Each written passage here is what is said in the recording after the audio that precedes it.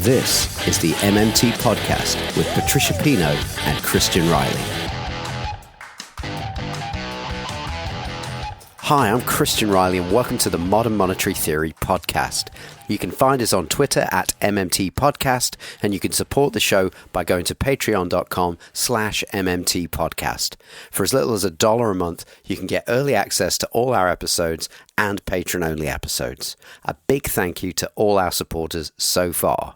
This week, we're taking a break from our usual format and putting out an interview that my pal and co-host Patricia Pino gave to Resistance TV about MMT. And if you want to know more about the Festival of Resistance, you can listen to our episode 54 with the project's founder, Chris Williamson. There's a link to their website and a link to the video of this interview with Patricia in the show notes. On our Patreon feed right now, we have an unpackaged rough edit of part one of an interview we did with Professor John T. Harvey on contending perspectives in economics, where we talk about how some of the various different schools of economic thought view the world, whether they have any common ground with MMT, and areas where there are odds with MMT. And if you've heard any of John's commentary before or seen his character, the cowboy economist, you won't be surprised to hear that it's characteristically fizzing with insight and humour. Part one of this interview with Professor Harvey goes public next Wednesday, the 1st of July. But like I say, the unpackaged rough edit of it is available now to our Patreon supporters. And if you're not yet a supporter, you can become one for as little as $1 a month, which is 80 British pence at the time of recording, by going to patreon.com/MMT Podcast. And there's a link in the show notes to that. And as a patron, you get early access to all our episodes and patron-only episodes where me and Patricia solicit and answer your MMT questions. Your support through Patreon really helps keep the show going and puts food on the table, and your support in other ways, kind words and recommending us to other people, that really gives us the energy we need to keep going. So we really appreciate that too. Thanks as always for listening. Let's dive in. Here's Patricia. My name is Patricia Pino, and I am co-host of the MMT podcast, which I co-host with Christian Riley.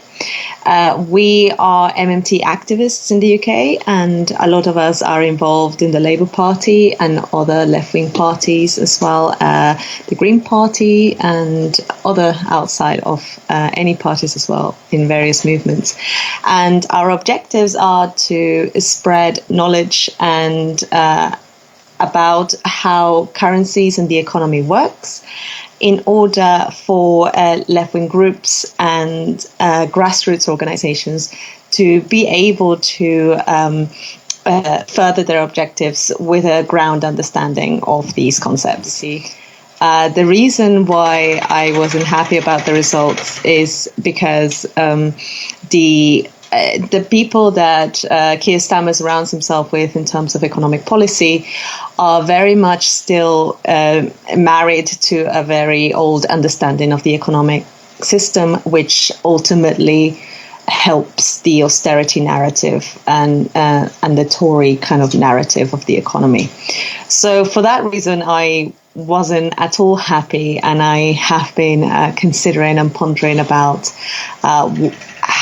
what the next step might be, of whether Labour is still the best vehicle to achieve the change that we need to achieve, or whether it would be better to try to work outside the party instead. Yes, and I think that there are two kind of main divisions among the Corbyn supporters that maybe, again, that they are not sure whether it's better to stay and fight, as they say, or whether it's better to work outside the party. And I think the big kind of the main reason for that is, of course, the first past the post system, and a lot of people see Labour as the only alternative to the Conservatives, and they may well be right. So I completely respect that position of staying and fight no matter what. But at the same time, I think that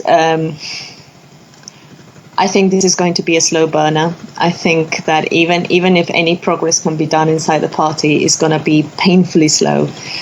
unless we can maybe pair that up with some action outside the party, to which the party then is ultimately forced to react to, and much in the way like, say, UKIP and the Tories did, you know. So maybe there is also an argument for the other side of the supporters to say, you know, at the moment Labour is dead, let's look for other options outside the party. And that this doesn't mean division necessarily of the movement, but it does mean a different way of working together. So MMT is just a description of how currencies work. It is not a policy prescription. It is not this is how we should run the economy. It is this is how it currently works right now.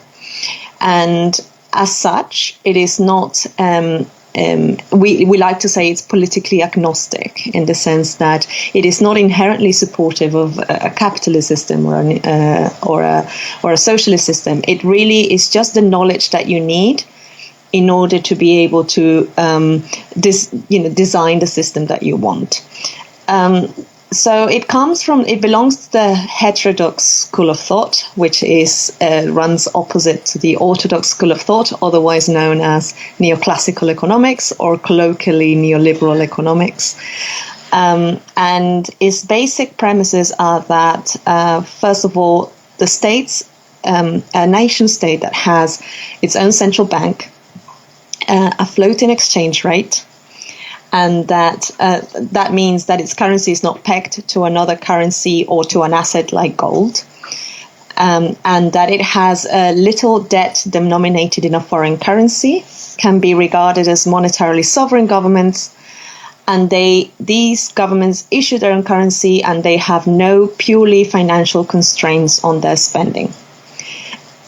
So they effectively create money as they spend it. The second premise is that all economies and all governments, they face real constraints on their economies. And by real, we need actual material things such as that we produce and consume, such as food, such as machinery, such as technology and labor. And what a nation can do and the kind of standard of living that it can provide its citizens is pretty much determined by the availability of real stuff. So the third premise is that the government's deficit, or what it spends, is everyone else's surplus.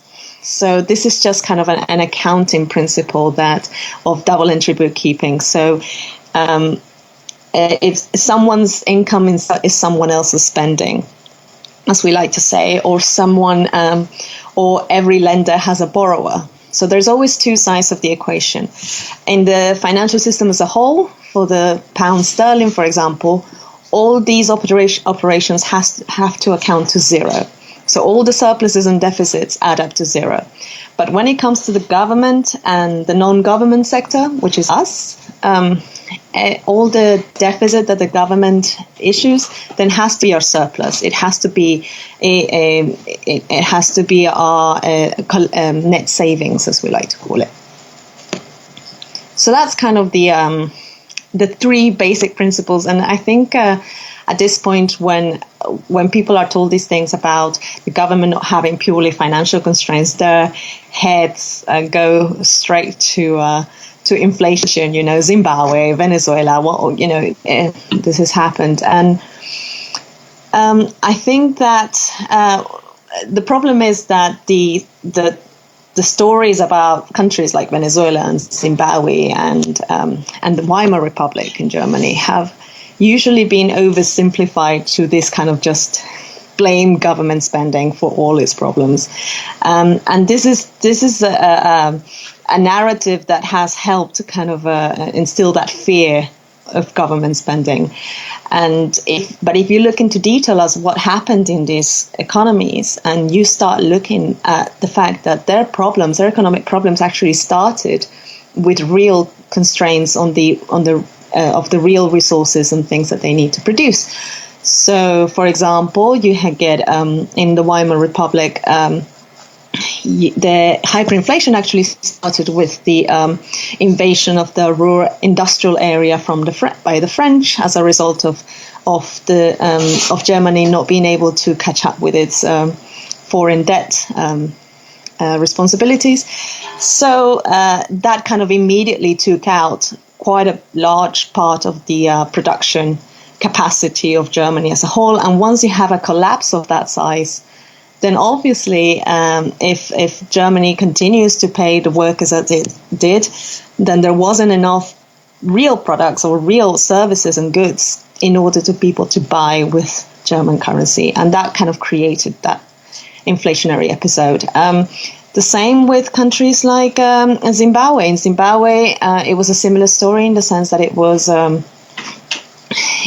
the land redistribution that happened, that regardless of whether this was fair or not, and people will have different opinions, it was a political decision. And this kind of the way it was done, it was just done. It really undermined the farming production of the country. And if you see the agricultural output of the nation at that time, it completely collapsed, and that effectively had the same effect as what happened in Germany. So, considering especially that in Zimbabwe, up until then, agricultural industry was its largest industry and the one that they depended upon. So it was a huge shock on the supply side. It wasn't just the government spent and suddenly there was hyperinflation everywhere. These things rarely happen that way. And if you listen to what politicians are saying in the Tory party at the moment, those in charge like the health secretary and the chancellor, they are both saying things like there is, money is no object here. We will do whatever it takes to get us out of this problem. And in many of their policies, like the support for the wages that by the state, they are saying effectively things like there is unlimited funding guaranteed for these things. So it is obvious that they know what the true capacity of the state is. And these are things that MMT has been saying for a while.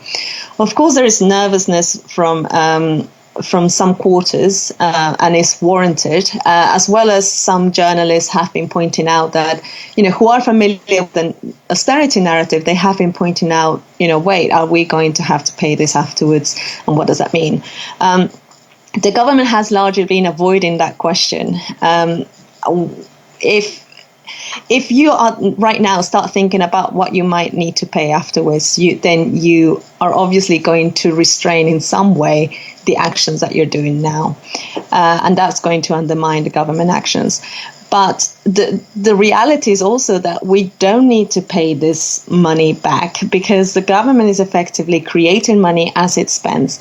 And the government debt is simply an accounting operation where of a result of double entry bookkeeping, where if the government then spends into the economy, then it has to add a minus figure for the equivalent number somewhere within their accounts. And so we don't really, and they are considering things like, for example, the Bank of England recently said that they were going to buy bonds directly from the government, which meant that the government wouldn't have to go through the private sector first, and then the government would do its process of buying bonds from the secondary market instead of directly from the government.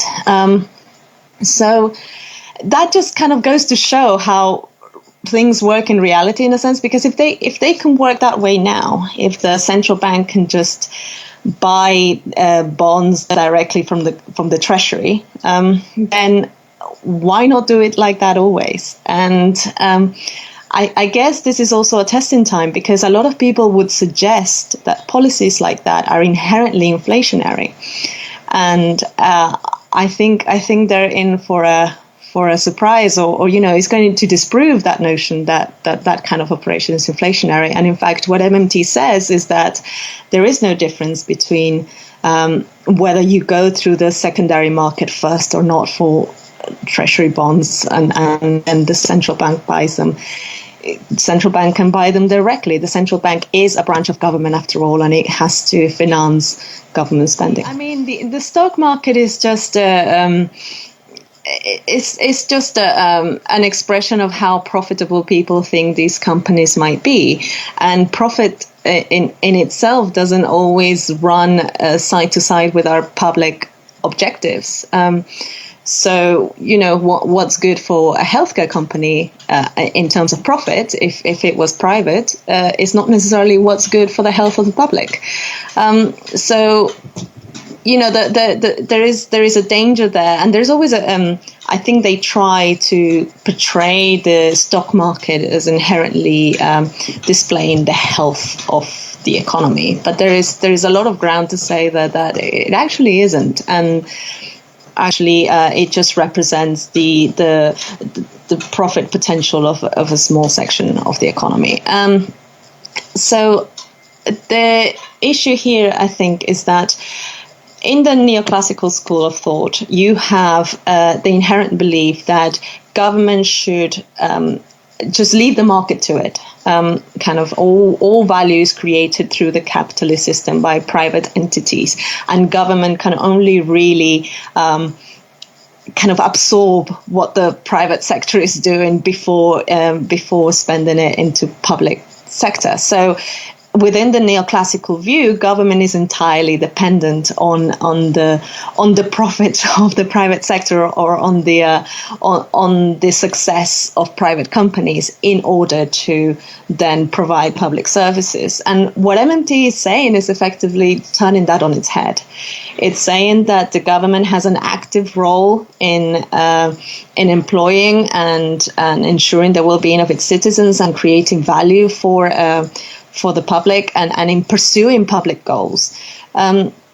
So the stock market is not really shouldn't really be the focus here, but there is a potential for depression, of course, because people are not gaining incomes now that we have kind of this is sort of a voluntary kind of slowdown, economic slowdown. Government is actively legislating to keep workers at home because we need them to stay at home, because otherwise, in order to control the virus. So it's the challenge, which is happening right now, is that we're actively, willfully shutting down sections of our economy that we consider to be non-essential. And at the same time, we need to protect incomes. So we're both reducing the amount of stuff that we make, but also reducing the incomes of people if they get laid off, etc. So your problem is twofold. You need to make sure that people have enough income, they still have things they need to live, they can still enjoy well-being, and you don't start seeing mass loan defaulting and homes being repossessed, etc. But also you need to make sure that you continue in as much as possible and safely to produce the things that we need in order to sustain those workers in their homes or wherever they may be. And so that means that they have to address two sides of the problem. What the government is doing right now, unfortunately, is they're addressing the incomes. They're not doing it full-heartedly, but what they are doing is mostly addressed at the incomes.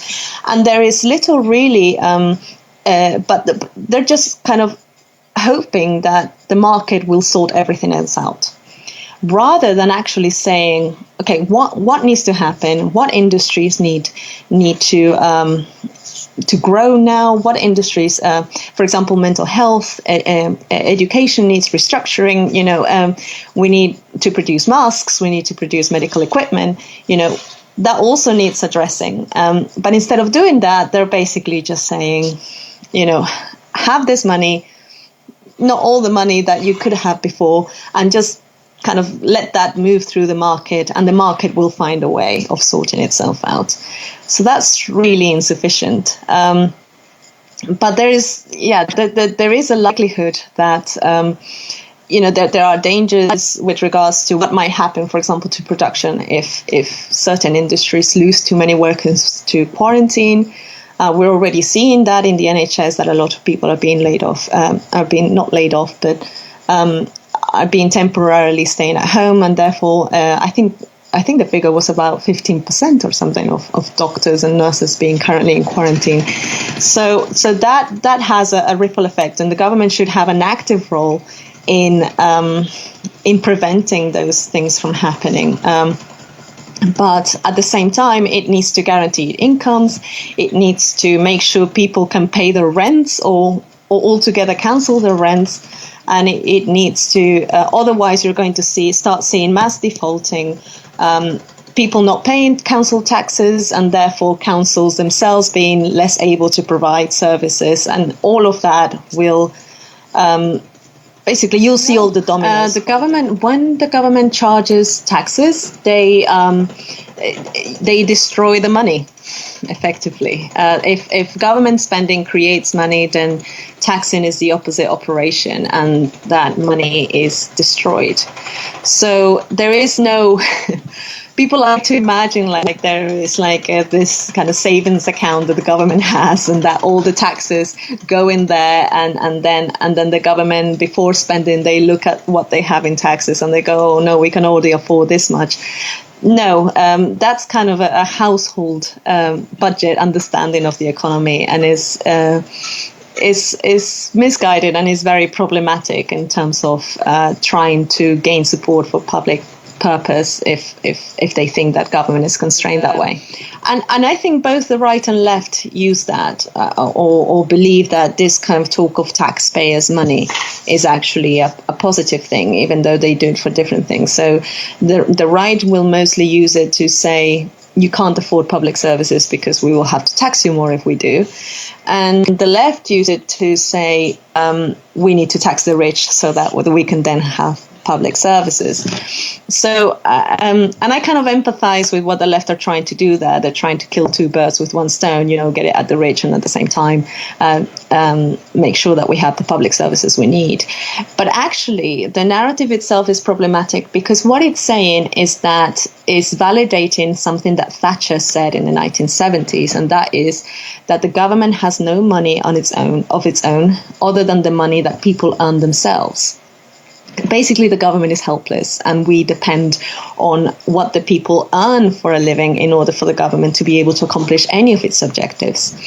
If you have that understanding of the economy, then naturally, I think you're going to assign a sense of virtue to people who earn the most, because you start thinking, well, they are producing more for the country if they are earning the most. Therefore, and they're paying the most taxes. Therefore, they are, funding our NHS. And there is this notion that, we owe the rich the public services like the NHS, or that without the rich, we wouldn't be able to have these services. And so from then stems off this fear of scaring away the rich. What happens if they leave? Oh, no.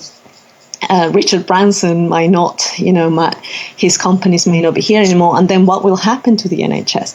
So I think overall the narrative is, Thatcher used it for a reason, and I think it's because she could see that ultimately the narrative elevated the rich, elevated the taxpayer, and diminished government, who is our democracy as flawed as it is. Government is still the best route for collective action that we have, and the best chance for democracy that ordinary people have. So that was her way of undermining that, basically. I mean, when we say that MMT is about the limit to government spending is about how much you can actively produce, there is scope there for disagreement as to what constitutes productive work.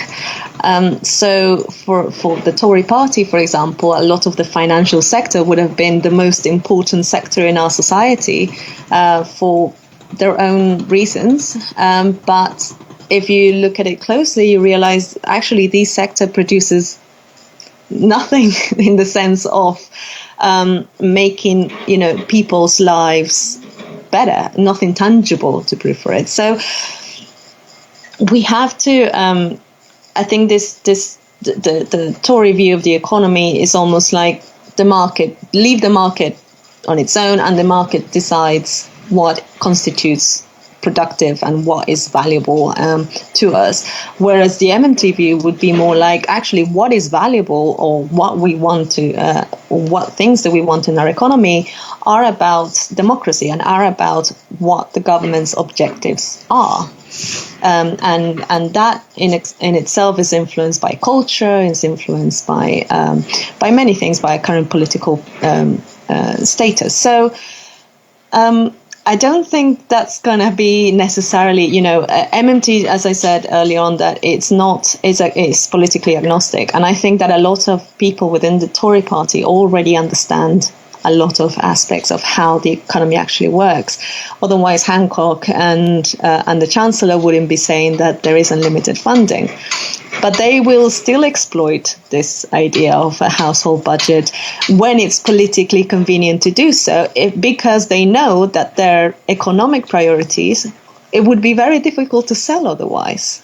How do you sell the fact that there shouldn't be a public NHS and it should all be privatized unless you claim that you can't afford it?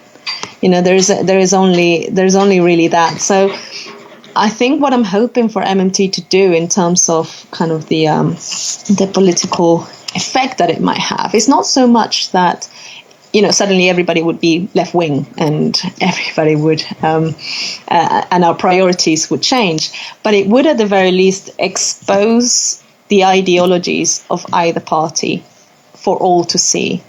It would expose the Tory support for private enterprise, and people would be able to see through them straight away when they claim to support the NHS while doing everything to undermine it.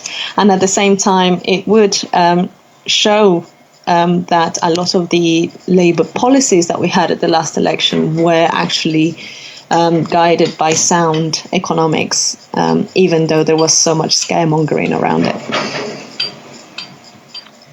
That we are limited by what we have.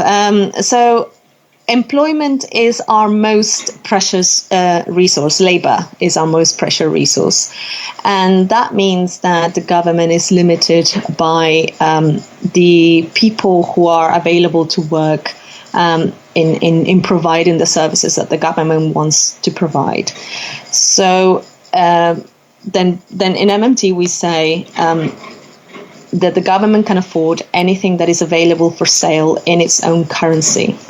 So if there is, and that includes all labour that is not being currently utilised by the private sector. So it effectively says that there is no need for unemployment, and that these unemployment policies that have been that the unemployment that we have observed for the last 10 years or so, and since for the last 40 years, has been really a matter of public policy, a political choice. So we can spend money until full employment, effectively. We have used all the resources that we have, and we decide how much, what is it that our production priorities are, what is it that the services that we want to produce are. But also, if the government then decides, because you can have full employment, but you can have either 80% of your employment workforce being employed by the private sector, or you can have 20% of the workforce being employed by the private sector. So there are, you can still have different sizes to the state on full employment scenarios. But we then have to, so the way that the government may want to increase its take of the employment workforce would be done by increasing taxes. And therefore, what taxes would do in that situation is kind of, we say, create fiscal space. So it opens up a space. It creates unemployment, effectively, so that the government can then spend into that to employ even more people. So that's kind of the idea about it, that we are just constrained by the real resources that we have in our economy. Okay. Okay, so there are various versions of UBI, but I think the most popular one, correct me if I'm wrong, but I think the most popular UBI version would be to say that that the government would give everybody what is effectively a living wage, and therefore it would kind of, the idea is that it would free workers from the requirement to find employment. So there are various problems with that, but the underlying, I guess the underlying idea is that there are shared objectives in the sense that both the job guarantee and the UBI, both groups are kind of, they want to ensure that everybody has a decent income and that everybody can afford to live a decent life, and that doesn't just mean basic food and housing. It also means social participation, entertainment, holidays, etc. The issue with that is that UBI deals with the income aspect of things. It doesn't deal so much with the production aspect of things. So a job guarantee is effectively connecting government spending to productive outcomes. And that not just is a way of giving people an income, but it's also, on the other hand, making sure that we have the goods and services for that income to buy. So it's, as a result, there is the risk of inflation with a job guarantee is much lower than the risk of inflation through UBI. And people say that, okay, well, if I receive the UBI, then a lot more people may be entrepreneurs and a lot of people may do these things. But there's, you also are restricting the government's ability to organize these resources in the interest of the public good. You are relying entirely on the market again to kind of resolve itself and kind of find the way to provide these things for society. And the other thing is that the UBI, I mean, some people, yes, sure, they'll become entrepreneurs. Some people can find employment. But UBI also doesn't deal with doesn't guarantee everybody employment. And there is value in employment beyond the income that we get. There has been studies, for example, showing that work employment is associated with mental health, that it gives community cohesion, that it helps us feel more integrated with our communities, and also more, as a result of that, more increased political participation. So it's generally just good for your well-being, good for democracy. But also, this UBI doesn't actually resolve that problem. Some people may still be able to find work, and some people may become entrepreneurs, but there will still be a minority who want a job, who cannot get a job. So the job guarantee option, what it effectively does is it wants people to recognize that everybody who wants to work and can work should have a right to a job. And they should have a right to participate in the production processes of the community that they find themselves in. And so, and at the same time, this gives them the opportunity to gain an income which is what we call socially inclusive. So it's not just a living wage; it's also all sorts of benefits, holidays, as well as entertainment. You know, whatever. To be honest, the level of income is really whatever we as a society decide should be the minimum acceptable standard of living that we should accept in our communities. And so as a result, that's the kind of the main reason why we prefer the job guarantee, that the UBI doesn't actually resolve the problem and actually still says that the government cannot resolve the unemployment problem. There are other issues with it, but I think that there is this idea about us becoming kind of a post-work society. And there is the kind of this vision. But I think that is very easy to call yourself a post-work society if then you're importing all your goods that workers in other economies are creating. and who cannot have a post-work society. There are other benefits in that if, for example, if we accept that the goods that we need to produce and the services that we need to produce as a society so that people can lead happy lives and fulfilling lives are everyone's responsibility, then you accept that we can share that burden equitably, and that could lead, for example, to a reduction in work hours for everybody.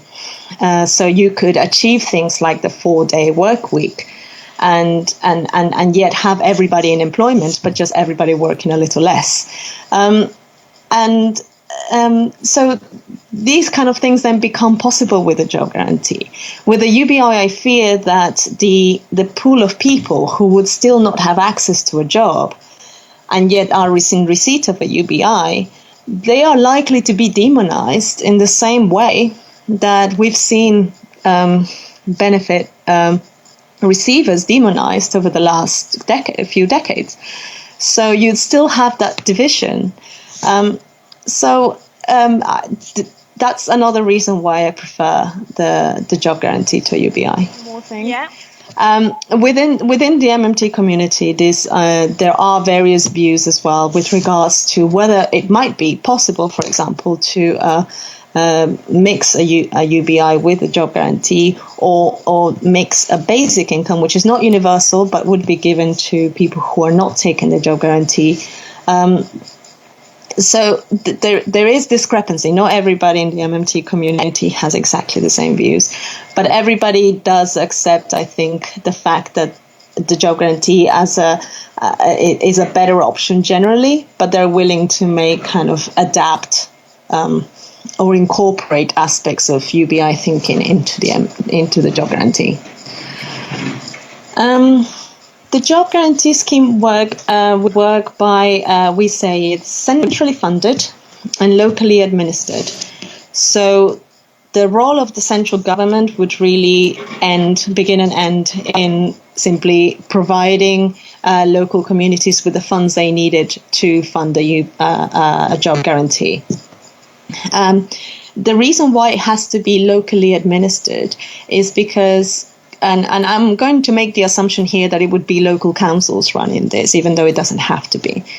But the reason why it would be good for it to be locally administered is because, for example, local councils have a better idea of what local needs are, and they will diverge enormously in needs across the country.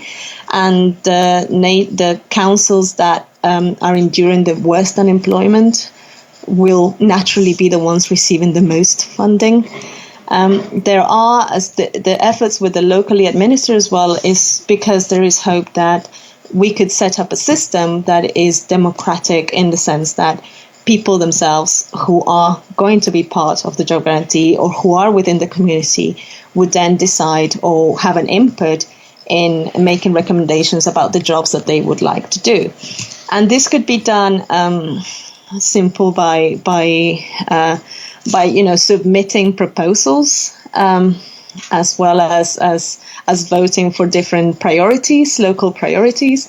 But also, for example, if you are yourself somebody who suddenly says, well, I'd like to take a job guarantee. What job? But there's nothing here that I like, and I think I have a better idea as to what needs to be done in my community, and I can put a proposal together and I say, for example, I think that it would be great to draw murals in this part of town on these walls that are bare, and I think this would benefit the children who can't play here, for example. And he said, well, I can do it, and I can do it in this time. Then they can submit their own proposals, and you can then have a sort of kind of social entrepreneurship approach to it. And so there is a desire to open this up and about the definition of what a job really is, or what we want things to be done. And I think that's part of the kind of pushback against the job guarantee, is because people cannot immediately think about or imagine what kind of jobs they would be doing in it. So they tend to think that it'll be things like stacking shelves or Tesco's or something like that. But actually, once you actually start thinking about it and ask people what services would you like within your community, you'll find that there is a ton of things that people would like more things to get done, and they start identifying things. Actually, it would be nice if somebody did this. Actually, it would be nice if somebody did that. But also, I think we need to start not so much with obsessed about the jobs being perfect, but simply recognize that everybody should start with the premise that everybody should have an access to a job, and then these issues of how what the things that we work on and how do we make those the most useful and flexible within our communities, that can get resolved eventually. I mean, in as much as MMT is what we, is how the things work now, then MMT is compatible with what we have at the moment. MMT is also compatible with a system where the government has a much larger role. And it really is just about the legislative framework and regulatory framework that the government decides on, and hopefully through democratic means. So yes, I mean, we could have a system that is like the one that we currently have, which is very, very, there is so much abuse, and there is so much exploitation, and there's a lot of suffering. And as still have the currency work in the way that MMT works, or we could have, we could make use of the knowledge of MMT to then set up a system where actually we nationalize things like the pensions. Now that we know that the government can afford the pensions, for example, that we don't rely on the stock market for that kind of thing, and we just simply guarantee everybody a decent income at the end of their employment life. So that aspect of things, and then we can start thinking then about, for example, what kind of services as a minimum we want to guarantee citizens. Like we could guarantee everybody a house, we could guarantee everybody a minimum basket of food. We could really go wherever we really want to go with this, and we are the ones who decide the true extent to which we want to take the government's power. But you will also, this has to be decided by democratic means, and you will always have that group in society who will fight for, more private enterprise and less government involvement. I don't think that's going to put an end to that discussion, but at least then the discussion can be done on the basis of how things really work, as opposed to what we have now. Mm-hmm. Yeah. I mean, there is two aspects to this, because obviously, if you have a government which is not democratic, and ours isn't perfect by any means, but if you have a government that is not democratic, then there is an argument to say that what authority do they have to introduce themselves into private lives? But when in a situation where you have a government that is democratic, or in the process of getting democratic, then you can say that the distinction is really about how much, the balance in between individual rights or individual freedoms versus a collective freedom to society and a collective means of organizing. So, and it will always be a matter of debate as to on one side, or what side that falls in. But I think at the very least, in terms of socialist principles, we can really make a case for public ownership when we understand the true power of the state currency, and that governments can create value. Comment on what people are seeing right now on the politics, and highlight that that things already work in this way. There has been a huge effort, and I'm a late comer to it. I've been involved in this for maybe about 5 years, but the academics that have been involved in it have been doing this for the last 3 decades. It has been a really slow burner, and it really feels that we're at the end of it, and that things are picking up a lot. Partly because of the crisis, sadly. It's not nice to say, but crises do push governments to the limits of what is possible. The same thing happened during World War II. So MMT will likely be proven right as a result of this. And we hope that it will be a lot harder than to make a case for austerity after the crisis is gone. That's not to say they won't try, because they will try, but I think they won't find an electorate which is as willing to accept that narrative now as they were in 2010. But that depends a lot about us and disseminating this knowledge and mostly kind of making people understand what MMT is, but also how it would help them achieve their objectives, or how does it reflect on their political priorities and on what it means for that. But a lot of the hope I have is to do with younger economic students and who are graduating soon as well, who have grown up in the time of MMT and who would be the next ones to take the mantle on the next generation of politicians. And so there is a lot to hope for, but I don't think that Keir Starmer's style of leadership really lends itself well to that kind of new thinking approach. I think he's going to want to make allegiances with people in whose interest is not to change the narrative, really. I think that we have an account called the @MMT podcast account on Twitter. Usually either myself or Christian will respond to any questions people will have. There is also an organization in the UK called the Gower Initiative for Modern Money Studies, and they are a fantastic group of women who dedicate themselves solely to the dissemination of MMT knowledge in the UK.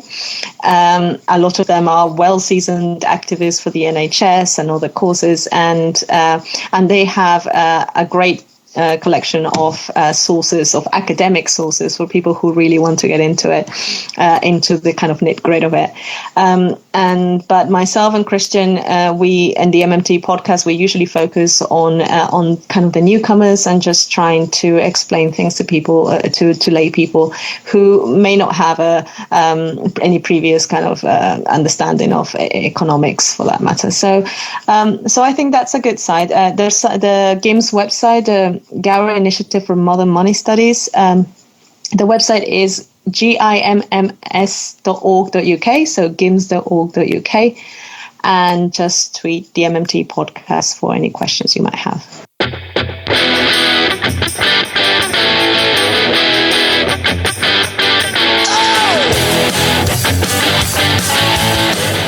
That was the MMT podcast with Patricia Pino and Christian Riley. Don't forget, you can support the show through Patreon, starting at $1 a month, and get access to patron-only episodes. You can do that by going to patreon.com/MMT podcast. You can also find me on Twitter @MMT podcast, and you can find Patricia on Twitter @Patricia N. Pino, and you can email us at mmtpodcast@outlook.com. Thanks for listening, and we hope to hear from you.